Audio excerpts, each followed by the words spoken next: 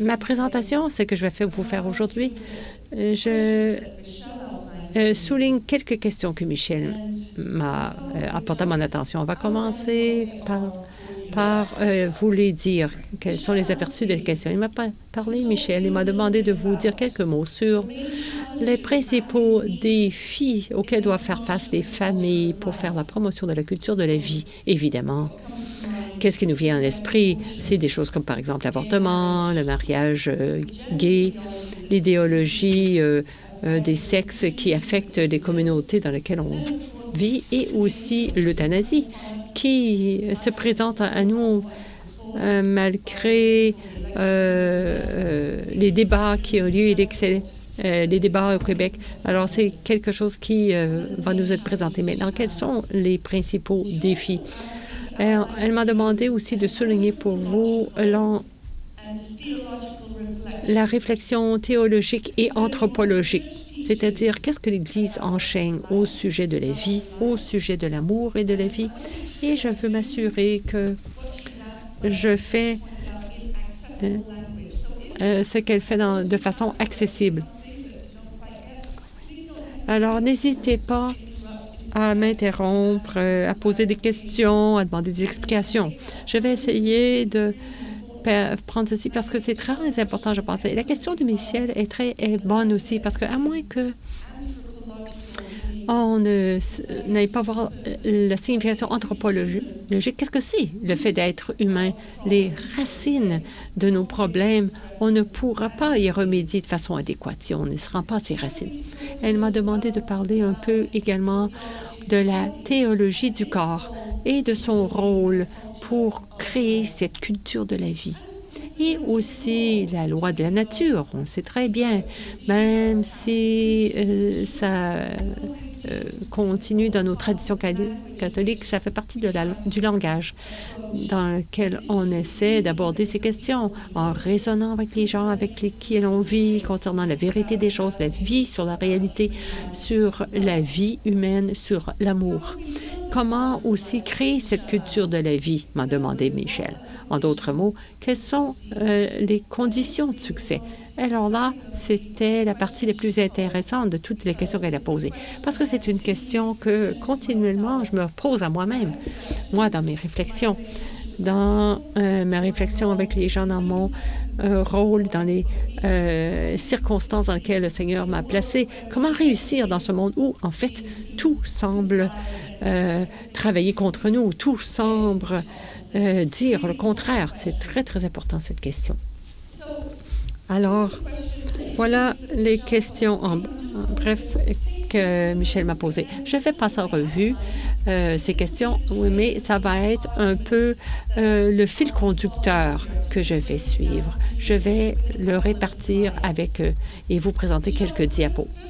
La première question de Michel, c'est sur ces enjeux, ces problèmes qui sont vraiment un défi pour la famille chrétienne. L'avortement, l'euthanasie, les mariages gays. Bon, la première chose qu'il faut souligner, évidemment, c'est que c'est vrai. C'est correct d'avoir, de connaître la vérité sur ça, sur l'amour, la vie. Ce sont des questions éthiques aussi, mais aussi c'est des questions méta-éthiques, méta qui veut dire au-delà ou après. On peut dire que ce sont des questions qui vont au-delà de cette réponse éthique, qui vont un peu plus loin, plus profondément que la réponse purement éthique. À mon avis, on ne peut pas faire de percée sur ces questions très, très importantes, à moins de ne regarder vraiment la situation ou la question anthropologique encore plus profonde. Qu'est-ce que l'homme? Pourquoi? Quelle est notre mission? Ça nous amène à l'anthropologie catholique. Quelle est la compréhension catholique de la personne et aussi du lien entre la personne et la famille?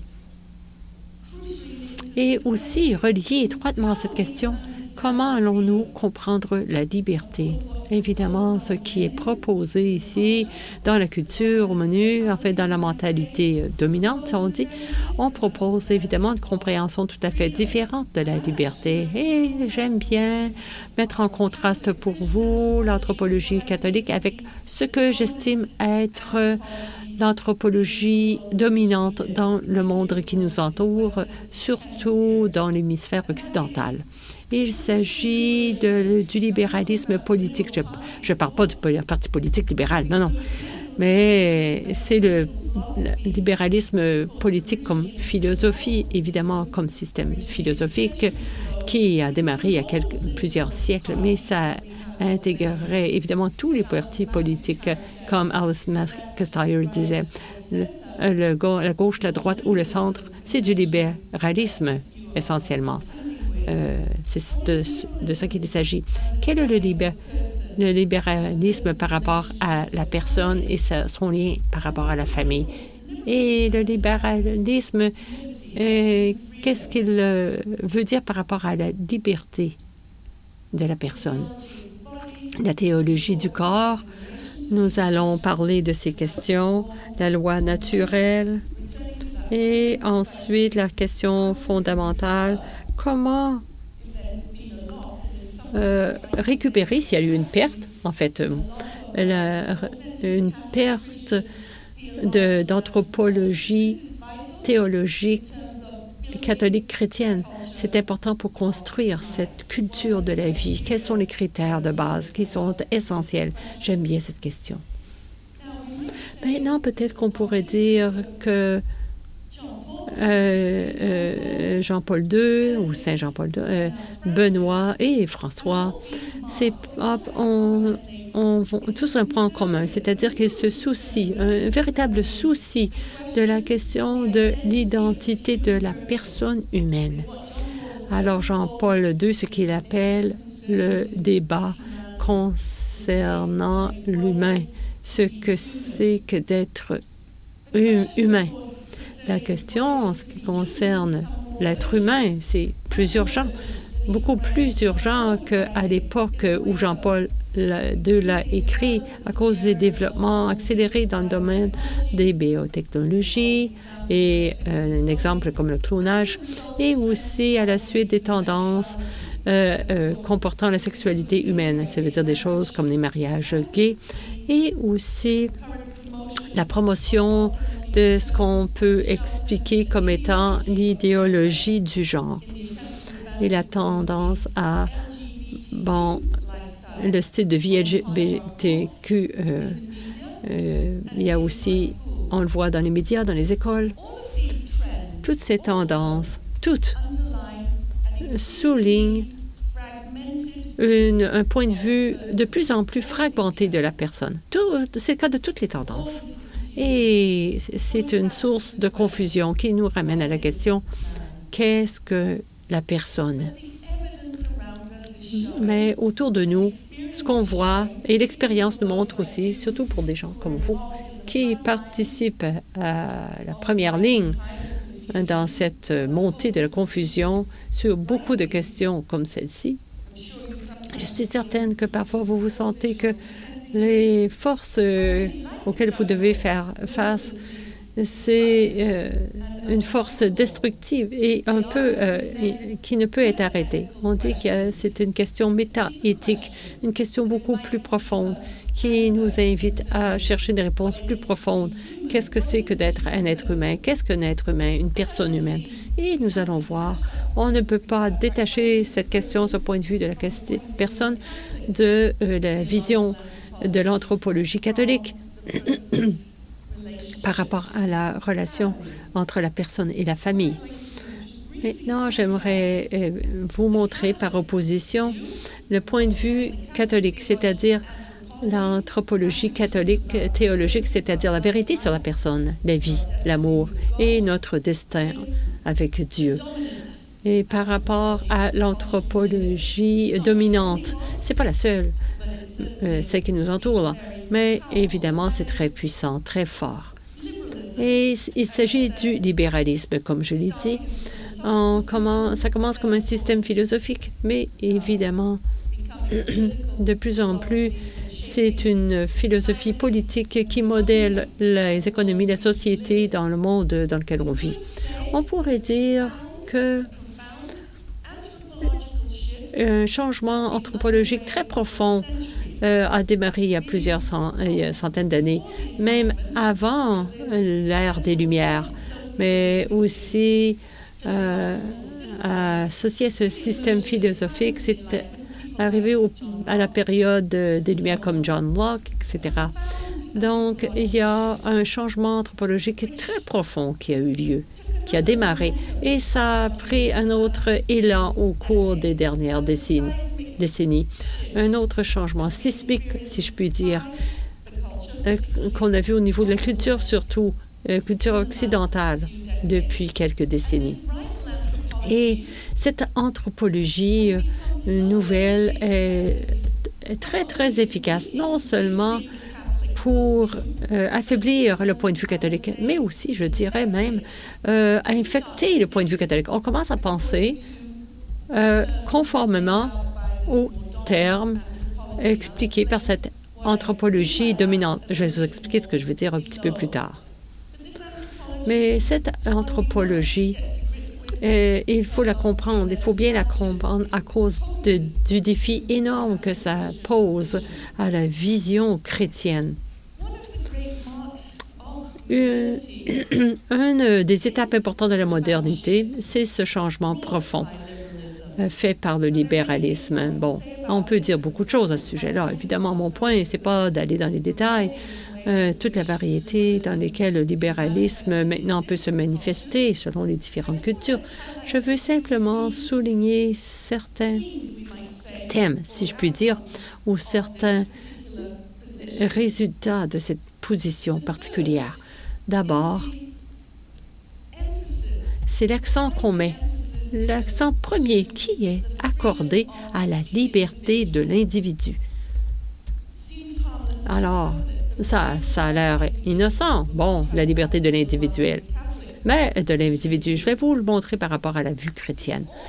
Mais il propose aussi, ou enfin, parle de neutralité ou d'une indifférence concernant la vérité au sujet du bien, entre guillemets. Qu'est-ce que ça veut dire? Ben, ça veut dire que quelle est la bonne vie pour l'homme, pour vous, pour moi. Le libéralisme, on peut dire, pour des bonnes raisons, s'est éveillé après la guerre des religions. On peut dire, alors, honteusement, les catholiques et les protestants s'entretuaient. Après des décennies de lutte et de guerre, les gens ont commencé à se réaliser que, bon, il faut faire quelque chose pour neutraliser, en quelque sorte, cet antagonisme.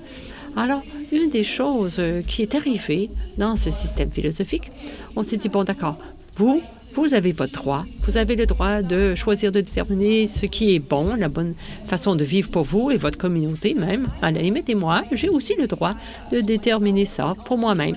Alors, c'est de déterminer de ces questions. Mais vous ne pouvez pas me dire quelles sont ces questions. Qu'est-ce que je dois faire? Comment je dois vivre ces questions?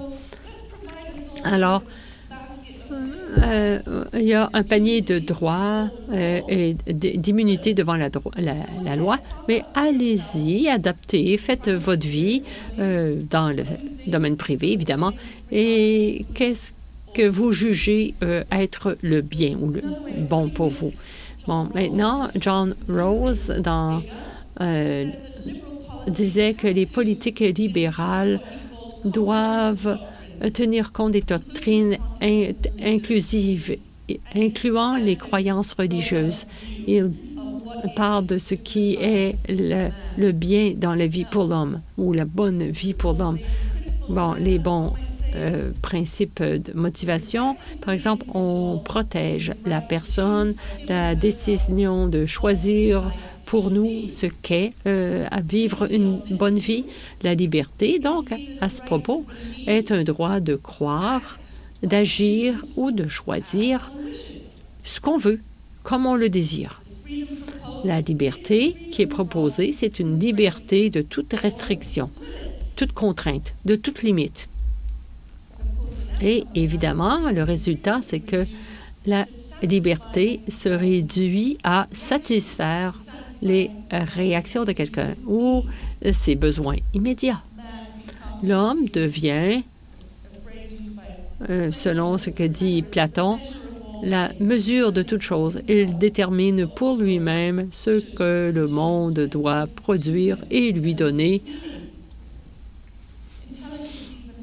Même l'intelligence est un outil pour venir à bout de tout cela. Le libéralisme et la famille.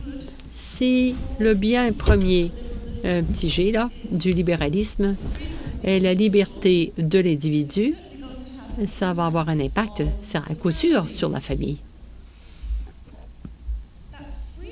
Alors, cette liberté de l'individu, selon cette vision du monde, selon la liberté, que ce soit sociale, politique ou même selon son identité légale, c'est vous qui la détenez comme individu, avant et même de façon distincte de la famille. Alors, c'est avant tout votre propre identité avant celle de la famille. Donc, les racines de l'identité dans l'individu est distincte de la famille. C'est dans le juge Brennan de la Cour suprême des États-Unis quand il décrit le mariage comme étant simplement une association de deux personnes.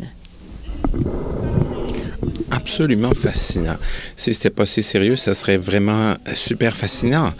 C'est fascinant parce que vous voyez que le lien du mariage et par implication le reste de toutes les relations familiales n'ont aucun poids ontologique, aucune signification ontologique fondée dans la réalité. Ils n'ont aucune racine, ils ne sont pas enracinés dans la réalité, dans ce qui nous est donné, pour nous, ce qui nous est donné par Dieu. Il s'agit simplement d'une catégorie légale, même d'une catégorie peut-être morale, à la limite. Si vous y pensez un peu, vous pensez que cette façon de voir les choses non seulement modifie notre idée de la famille et change nos idées sur ce qui se passe comme relation contractuelle, mais commence à voir la famille comme un des plus gros problèmes dans la conception moderne de la liberté. Il y a un exemple spectaculaire de cela qui est arrivé il y a quelques semaines aux États-Unis. Si vous suivez les nouvelles, il y a cette jeune femme qui était collégiale, qui était une adolescente d'âge collégial et vivait à la maison parce qu'elle n'obéissait pas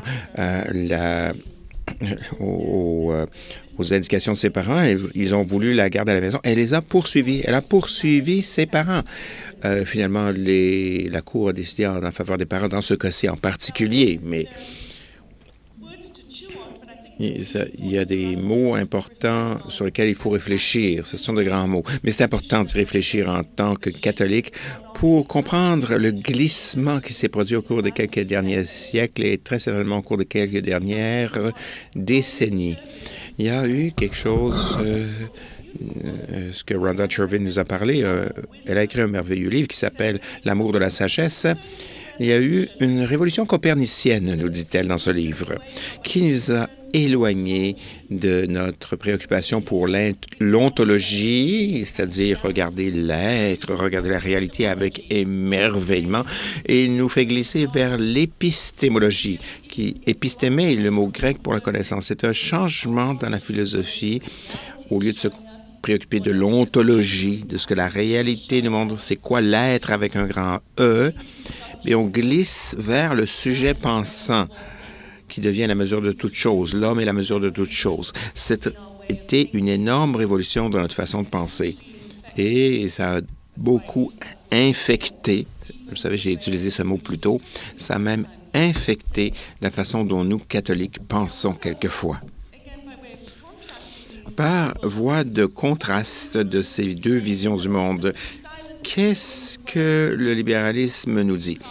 Oublions la question du bien. Vous définissez pour vous-même ce que c'est qu'une vie dans le bien. J'ai ma propre idée de ce que c'est qu'une vie dans le bien. Et on va tous s'entendre quand même. Et on a des cours de justice pour faire des jugements entre nous lorsqu'il y a des conflits qui deviennent un peu plus vigoureux. Mais est-ce que c'est possible de rester silencieux sur ce qu'est le bien? Le libéralisme, comme l'a dit Alistair McIntyre, c'est un credo de combat. Il n'y a pas de sphère publique neutre. En soi, la sphère publique a des engagements substantifs auxquels elle tient profondément. Et en fait, le droit libéral, dans la pratique, essaie de façonner les gens pour s'assurer que la liberté libérale soit ce qu'ils veulent, ces gens-là. Stephen Macedo, un théoricien libéral politique, nous dit « Le libéralisme est un effort de créer une société et de bâtir une société de façon active. » Le catholique nous dit, avec beaucoup de franchise, il est très, très franc, il pense que c'est bon d'être franc à ce point-là. Les catholiques ont été forcés de proclamer la non-signifiance de leurs convictions religieuses, la non-signifiance de leurs convictions religieuses comme condition pour pouvoir avoir un poste public. Vous voyez Clarence Event et d'autres événements du genre au sud de la frontière. Mais le même genre de phénomène se produit partout. Donc, ce processus où les gens voient ce qui se passe et voient que la voix catholique est essentiellement réduite au silence, c'est une chose qui est très éducative. Et il trouve ça très positif, lui. Il dit que c'est éducatif pour les gens. La façon saine de faire les choses dans une démocratie saine, ce serait que les engagements démocratiques libéraux diminueraient d'importance essentiellement les convictions religieuses. Il prétend aussi que le libéralisme ne peut pas être indifférent à l'éducation des enfants. Le libéralisme a un très fort intérêt à façonner les gens de façon à s'assurer que ce qu'ils vont vouloir, c'est la liberté libérale, la liberté du libéralisme. Donc, il ne faut pas que l'éducation des enfants, qui a toujours été menée par des intérêts sectaires, à ce moment-là, leur vision d'un bon citoyen ne sera pas en harmonie avec la vision libérale des choses.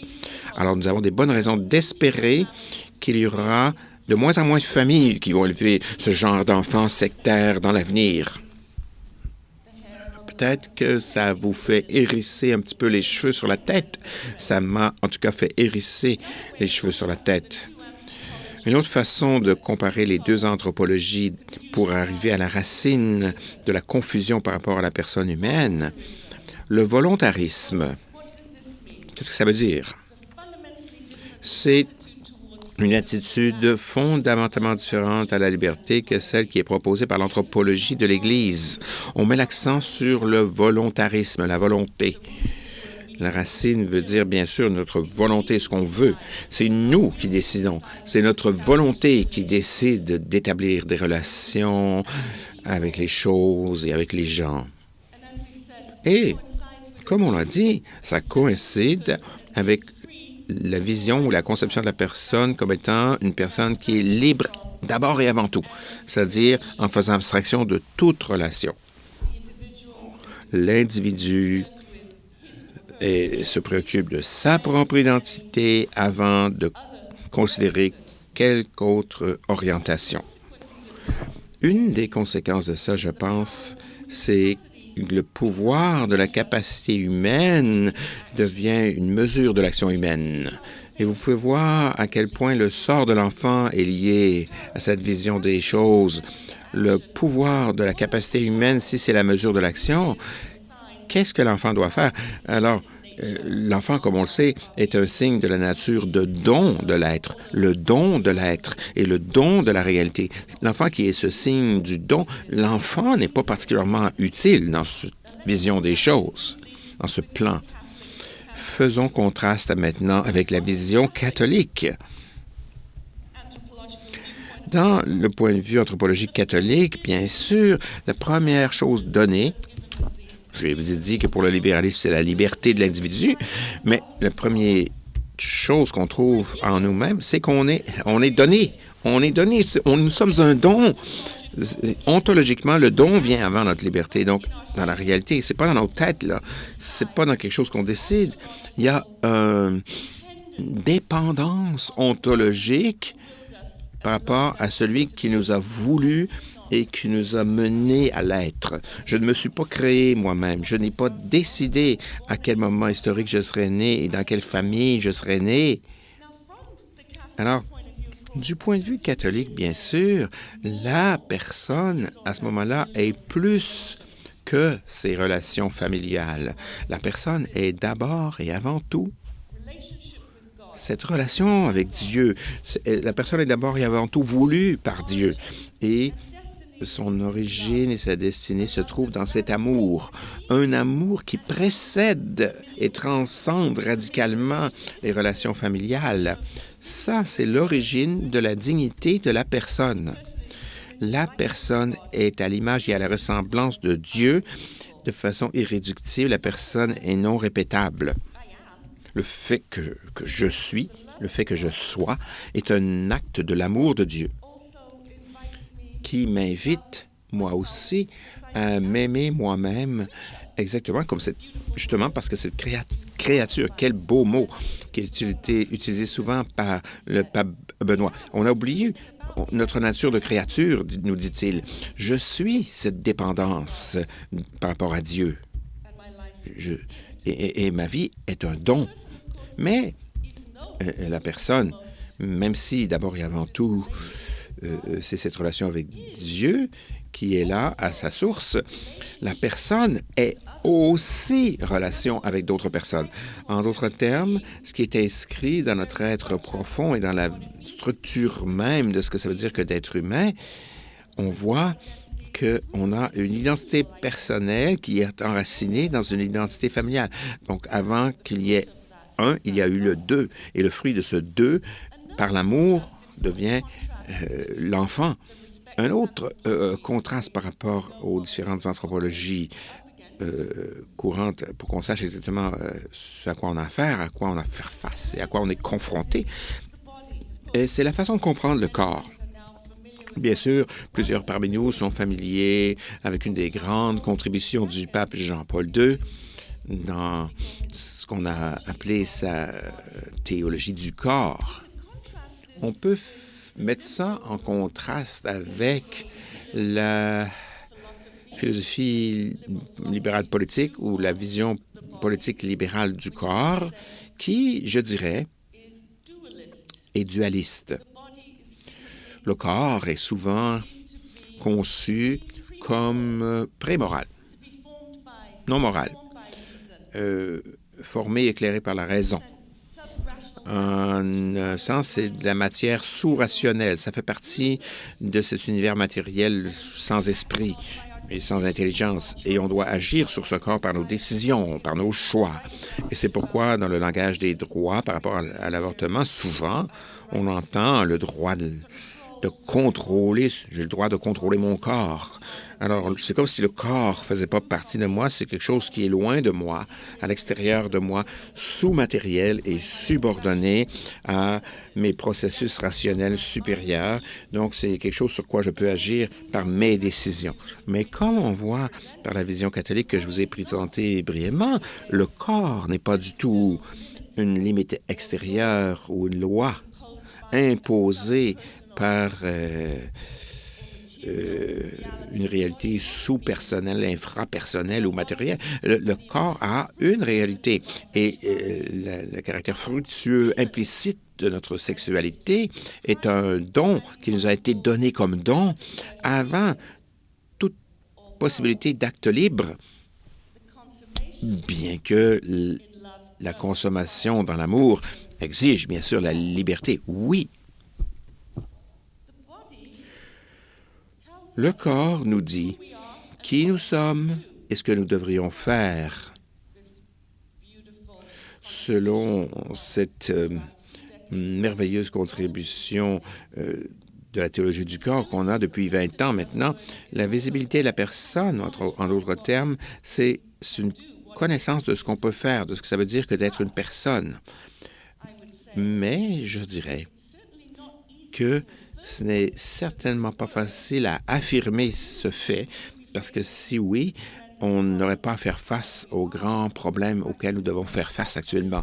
Je vais revenir à ce point un peu plus tard.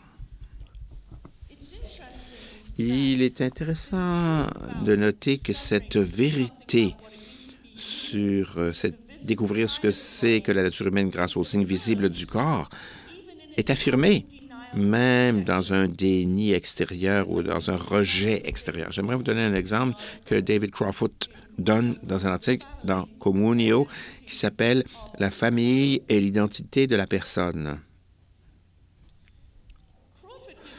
Crawford nous donne un exemple en ce qui concerne les désirs homosexuels. Les désirs homosexuels. Le désir homosexuel lui-même, nous suggère Crawford, implique qu'il y a un corps sexualisé. Qu'est-ce qu'il veut dire par là? Le corps n'est sexualisé que uniquement par sa différenciation entre hommes et femmes, entre masculin et féminin. Et de plus, nous dit-il, la réalité de cette différenciation est quelque chose d'incontournable. Donc, la connaissance est située dans un monde où le fait d'être situé dans un monde où cette différence existe est aussi quelque chose d'incontournable. Les actes sexuels, de quelque nature qu'ils soient, même homosexuels, en fait, sont fondés sur ce corps sexualisé pour cette possibilité même. Mais le corps n'est sexualisé que comme masculin et féminin, et la masculinité et la féminité dépendent de leur corrélation l'un avec l'autre.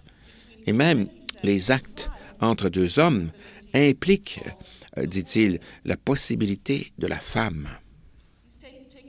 Ici, il nous amène plus en profondeur dans une réflexion anthropologique sur la signification de nos corps comme incarnés.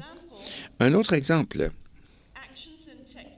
les actions dans la technique qui cherchent à contourner la générativité de notre différenciation entre hommes et femmes. Des techniques comme le clonage, par exemple, sont aussi parasites par rapport au pouvoir génératif de la différenciation sexuelle. Et de cette façon, il le présuppose. En d'autres termes, on ne peut pas échapper à la vérité des choses. Juste avant de passer à une discussion de la loi naturelle, on peut dire que les nouvelles technologies reproductives, en général, peuvent se résumer à cette notion que c'est du choix. C'est moi qui décide. C'est le choix qui préside au processus biologique. En fait, avez-vous remarqué comment on prétend souvent que les enfants nés par ces technologies sont conçus avec plus d'amour que les enfants qui sont le résultat de relations naturelles?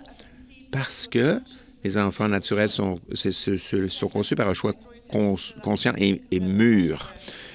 C'est la révolution copernicienne encore, où tout part du sujet pensant. Là. On ne porte pas attention à l'être lui-même, mais c'est l'intention qui compte. La relation entre l'amour et le choix actif d'avoir un enfant, selon cette vision du monde, est motivationnelle et morale, plutôt qu'ontologique. Et les relations entre les corps des parents, ça semble être un pur accident, plutôt que inhérent à la conception de l'enfant. Et ce dernier point est important parce que l'enfant ne peut plus se comprendre lui-même ou elle-même comme implicite dans les compositions corporelles de ses parents, dans leur fécondité, avant tout acte de choix de leur part. C'est pourquoi je crois que le pape Jean-Paul II, dans Donum Vitae, dit que cette vision réduit nécessairement l'enfant à une propriété, un objet possédé. Que pouvons-nous dire de la loi naturelle? Parce qu'on a expliqué un petit peu, on a esquissé la loi naturelle. On a parlé de ces deux anthropologies opposées et on voit ce à quoi on fait face quand on parle de choses comme la liberté. Comment allons-nous pouvoir raisonner, parler de façon raisonnable avec des gens sur ces questions? En fait, Michel m'a demandé, est-ce qu'il est possible de parler de la loi naturelle? Est-ce qu'il est possible de trouver une façon de parler qu'on pourrait utiliser avec des gens qui ne sont pas catholiques, un langage non catholique, si vous voulez, pour présenter des positions, mais pas d'une façon explicitement catholique? J'aime beaucoup cette question parce que ça m'a fait penser beaucoup, ça m'a fait réfléchir, ça m'a fait chercher, penser. Et j'aimerais dire que ce n'est pas possible de faire ça. Je vais vous dire pourquoi. Et ensuite, c'est sûr qu'on va avoir une grande discussion, je n'en doute pas, et vous vous sentirez bien libre d'intervenir dans la mêlée. Mais c'est quoi la loi naturelle? Eh bien, les stoïques, les anciens philosophes stoïciens, là, ont inventé ce terme où ils faisaient une distinction entre ce qui est naturel, ce qui est en accord avec notre nature animale, les instincts, etc., et ce qui est en accord avec notre nature rationnelle. Mais la vision des choses qui a prévalu parmi les plus sophistiqués des stoïciens, c'est qu'il y a une loi véritable, mais la raison doit s'accorder avec la nature. Et c'est une loi d'application universelle. Autrement dit, tout le monde pourrait la découvrir. C'est inchangeant et éternel, immuable. Beaucoup de positions ont été décrites dans l'histoire sous la rubrique de la loi naturelle. Les idées centrales sont les suivantes. 1. Le bien humain est universel et immuable. La vérité, c'est la vérité. Numéro 2. Le bien humain est connaissable. Dieu nous a donné une raison pour qu'on puisse découvrir ce qui est bien. Et 3. Les humains sont obligés de vivre selon le bien qu'ils reconnaissent. Si vous pouvez le reconnaître, si vous savez ce qu'est le bien, alors il semble que vous serez enclin à suivre cette loi. Nous, bien sûr, catholiques, on ajouterait le péché originel dans tout ce mélange. Au contraire d'Aristote, qui disait qu'en général, les gens, s'ils connaissaient le bien, ils le suivraient, ils feraient le bien. On sait que c'est un petit peu plus compliqué que ça. On sait que notre volonté ne nous incline pas nécessairement au bien, même si on sait ce qui est bien. D'après la première tradition chrétienne, la loi naturelle a toujours été vue comme une expression de la grâce. Pas quelque chose qu'on peut vraiment détacher. Et on peut dire une relation de grâce qui est implicite, si on veut, à l'intérieur de nous. Pour Thomas d'Aquin, la loi naturelle n'est pas indépendante de Dieu et de la grâce de Dieu, puisque le Créateur a placé en l'homme un désir de bonheur. Il nous a préparés pour Dieu, il nous a fait pour Dieu. Il nous a déjà câblés et il nous a construits pour Dieu. Mais c'est un désir naturel de Dieu. Et par conséquent, les grâces et la nature sont pré-syntonisés l'un avec l'autre. Il y a un désir naturel de Dieu. Dans ma conclusion, quand je vais dire quels sont les critères pour construire une culture de la vie, c'est notre plus grand espoir, je crois. Et après des années d'enseignement dans des universités publiques et profanes et séculières, des centaines d'étudiants devant moi, c'est ça sur quoi on peut compter, cet accord entre la nature et la grâce. C'est en nous, on est fait pour Dieu. Tout le monde a ce cœur dans le sens biblique, dans le sens profond du mot, ce cœur qui est fait pour Dieu. Augustin, bien sûr, Saint Augustin a dit de façon célèbre à l'ouverture, dans son paragraphe d'ouverture de ses confessions, « Vous nous avez fait pour nous, Seigneur, pour vous, Seigneur, et nos cœurs sont sans repos tant qu'ils ne reposent pas en toi. » Je n'ai pas encore trouvé d'étudiant dans aucune classe où j'ai enseigné sur Augustin. J'essaie d'enseigner Augustin tous les semestres. J'essaie toujours de trouver une façon de l'introduire. J'ai jamais trouvé d'étudiants qui ont nié qu'ils ont ce genre de cœur qui est fait pour Dieu. Ils diront peut-être pas que c'est Dieu, qui sont faits pour Dieu, mais qu'ils ont un cœur qui recherche quelque chose de plus grand. On est pré-syntonisé à Dieu, si vous voulez. Pendant très longtemps, les philosophes catholiques, les théologiens ont pensé que la loi naturelle, ce serait peut-être un espéranto, une lingua franca, une espèce de langue neutre qu'on pourrait utiliser pour le dialogue avec les non-croyants, si on pouvait le détacher de ses racines théologiques. Mais je dirais, et là je suis un petit peu provocatrice, là, vous pouvez me contester si vous voulez, c'est sûr, mais moi, je dis que le fait sociologique, là, les évidences, les preuves qu'on nous présente, c'est que ça n'a pas été un succès stratégique. Pourquoi? Laissez-moi expliquer quelques points pour vous expliquer un peu pourquoi je ne sais pas la bonne façon de faire les choses. Le cardinal Ratzinger, ou le pape Benoît, lorsqu'il était cardinal Ratzinger, nous dit c'est une fiction de penser qu'il serait possible de construire une image philosophique rationnelle de l'homme qui soit intelligible et compréhensible par tous et sur laquelle tous les hommes de bonne volonté pourraient s'entendre. La doctrine chrétienne a justement été, et on pourrait l'introduire par la porte en arrière à la fin, ou comme il le dit avec plus d'éloquence que moi, ça pourrait juste être ajouté à la soupe comme une conclusion qui viendrait couronner le tout. Non. Il a dit c'est du pur pélagianisme pieux de penser qu'on pourrait avoir une loi naturelle détachée de la révélation. Il est vrai, bien sûr, que la loi naturelle est inscrite dans nos cœurs, comme saint Paul l'a observé, bien sûr, dans l'Épître aux Romains, mais la condition spirituelle de nos cœurs qui s'ouvre au mouvement de la grâce et à l'expérience de l'amour et du mal peuvent rendre cette loi naturelle plus ou moins lisible. Jean-Paul et puis Benoît XVI, en tant que théologien, comme l'ont fait beaucoup d'autres théologiens d'ailleurs récemment, dans les récentes années, même dans les récentes décennies, ont porté notre attention vers les façons dont on est syntonisé, pré-syntonisé à Dieu, que c'est quelque chose de base, plutôt qu'une conclusion qui viendrait couronner le tout. La grâce vient perfectionner la nature. On a tous entendu ça avant. La grâce complète la nature. Oui, mais c'est seulement parce que la grâce, par nature ou intérieurement, est auto-transcendante et est orientée vers l'infini, naturellement. Bon, combien de temps il me reste maintenant? Pas beaucoup. Alors, je vais me rendre tout de suite à ma conclusion. Combien de temps il me reste? Est-ce qu'il me... Ah, bon, il me reste tout ça. D'accord. Conclusion. Bon. Quelles sont donc les conditions nécessaires si on veut réussir à bâtir une culture de la vie? Dans la situation dans laquelle nous nous trouvons, on est confronté par plusieurs défis, par plusieurs autres défis qui nous attendent encore plus dans le futur, à l'horizon. Où se trouve la victoire? Je dirais que c'est simple. Nous devons, comme Monseigneur, mon ami évêque, l'a dit dans cette ouverture, mon français n'est pas fameux, mais je suis pas mal sûr que vous avez dit, n'ayez pas peur de vivre les valeurs de l'Évangile dans la culture. Alors, on ne peut pas répondre et réagir aux nombreux combats qui nous entourent comme si on était contre la culture, parce que le Christ a déjà remporté la victoire, hein, même si souvent on est enclin à l'oublier. Le Christ a déjà remporté la victoire. Et si on a, dans un sens, on a déjà vaincu, on a déjà perdu, si on a perdu apparemment là, comment sortir de cette situation que j'ai déjà décrite? Pas par une doctrine plus correcte. Non, il y a quelque chose d'autre qui est nécessaire. Et quel est ce petit quelque chose de plus?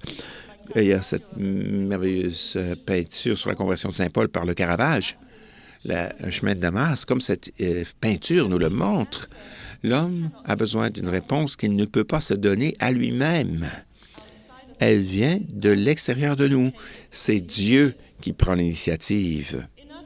En d'autres termes, je crois très fermement que ce qui est nécessaire maintenant avec tous ces combats auxquels nous sommes confrontés, c'est que nous devons amener le monde et tous ceux que nous rencontrons à être à nouveau en contact avec les énergies vivifiantes et éternelles de l'Évangile.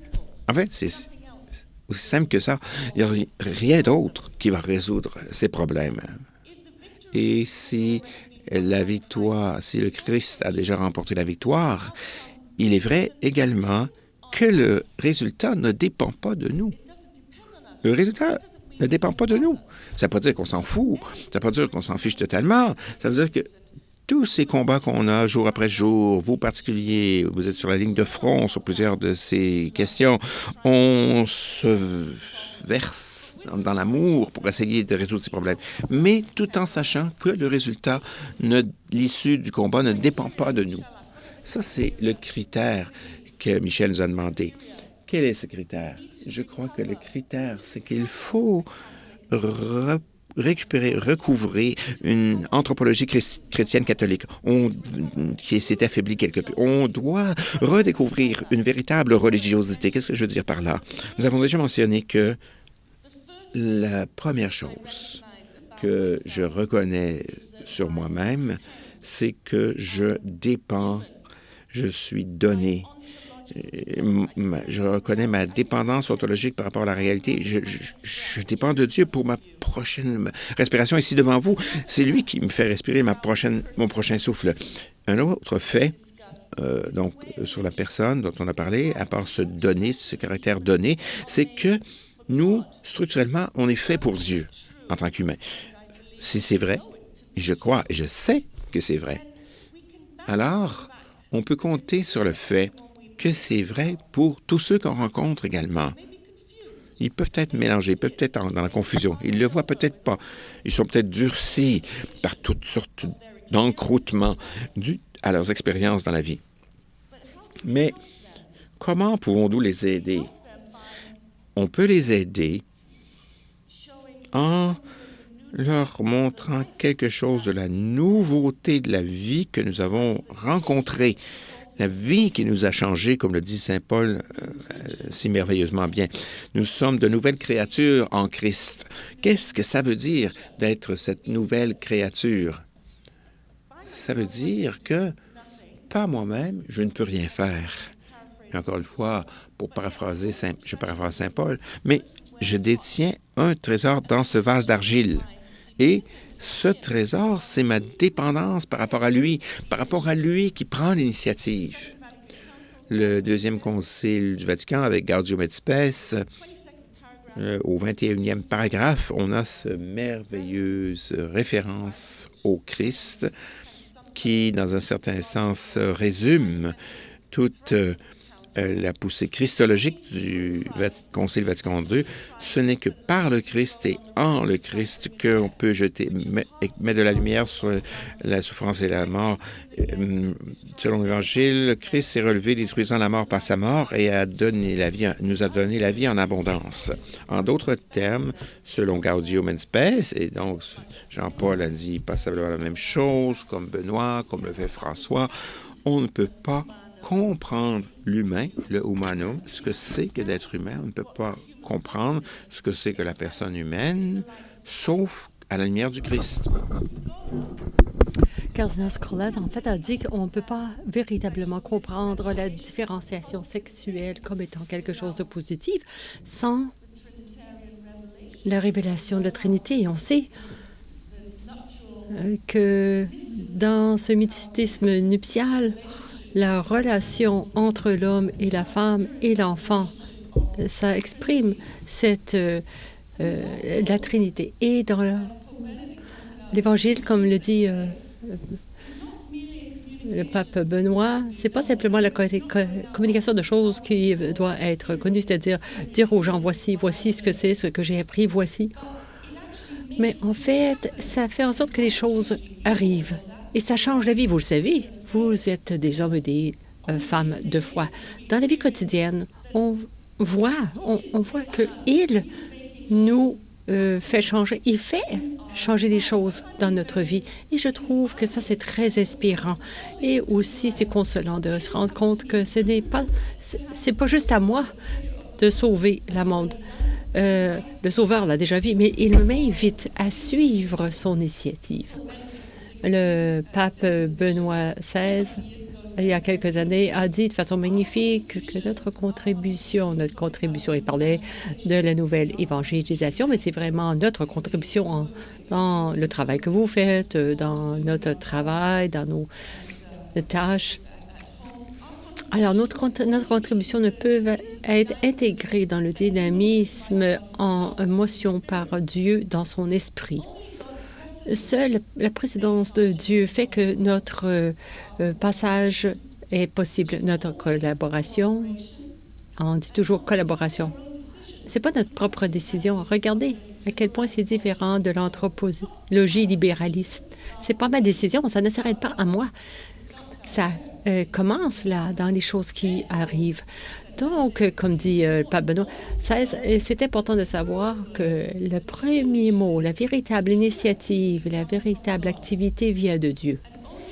Et c'est qu'en s'intégrant dans cette initiative divine, seulement en demandant cette initiative divine, nous également, nous pourrons devenir avec lui et en lui des évangélisateurs. Dieu est toujours le début Alors, dans ce même adresse, il dit on ne peut pas faire en sorte que l'Église... On ne peut pas faire l'Église. On ne peut faire qu'annoncer ce qui a été fait. C'est-à-dire que ceux qu'on rencontre, on ne fait qu'annoncer, où que ce soit. Ce qu'il a fait pour nous aussi, comment on a expérimenté ce changement dans la vie qui fait que la vie est plus humaine. La vie est meilleure à vivre de façon fructueuse, comme on disait, même les souffrances sont transformées dans cette certitude. C'est quelqu'un d'autre qui nous façonne. L'Église commence par la parole de Dieu. De la même façon, les apôtres n'ont pas dit, après quelques rencontres, je pense que c'est la seule blague que le pape a fait, mais c'est un peu drôle. Il a dit, les apôtres n'ont pas dit, après quelques rencontres, là, maintenant, on veut faire une Église. Et comme assemblée constituante, on va signer une constitution. Non, ils ont prié, ils ont entendu, parce qu'ils savaient que seul Dieu pouvait créer cette Église. Dieu, c'est l'agent premier. Si Dieu n'agit pas, nous, les choses sont insuffisantes. Seulement Dieu pour dire que c'est lui qui prend la parole et qui a parlé. Ce qui est nécessaire, a dit le pape Benoît XVI, et je pense que c'est le critère qui est nécessaire pour construire cette culture de la vie, c'est une conversion véritable ecclésiale qui montre aux autres ce que qui nous avons rencontré. Quand on tombe en amour, on devient amoureux. On peut pas. Quand on a un cœur qui déborde d'amour, on veut le communiquer à tous, n'est-ce pas? On parle, on veut embrasser tous les petits-enfants dans les poussettes. On ne peut pas s'empêcher de dire la même chose avec la bonne nouvelle qui est celle de l'Évangile.